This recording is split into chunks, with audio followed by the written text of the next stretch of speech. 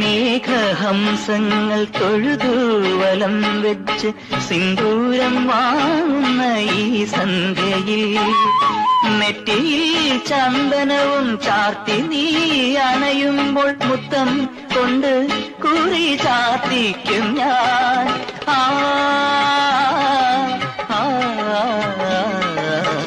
വേളിക്ക് ചൂടുവാൻ പൂ പോരാറേ, മനത്തും പിച്ചക പൂവിരിഞ്ഞു.